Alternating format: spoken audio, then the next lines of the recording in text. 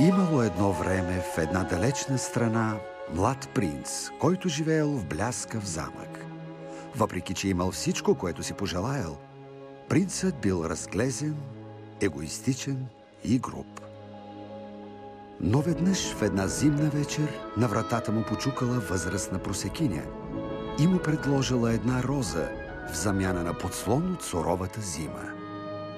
Отвратен от окаяния й вид, принцът се присмял на този дар и отпъдил старицата.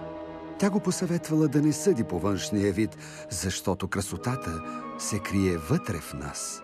И когато той отново я отблъснал, грозотата на старицата се стопила и се появила красива вълшебница. Принцът опитал да се извини, но било твърде късно, защото вълшебницата разбрала, че няма любов в сърцето му. За наказание тя го превърнала в ужасяващ звяр и омагьосала замъка и всички, които живеели в него.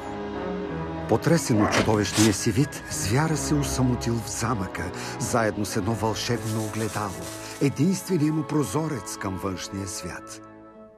Розата, която получил, също била омагьосана и щяла да цъфти, докато той навърши 21 години.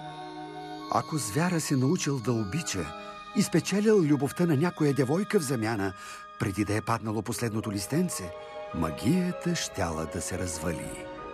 Ако ли не, той бил обречен да остане звяр завинаги. Годините минавали, той изпаднал в отчаяние и загубил надежда. Защото кой ли би обикнал звяр?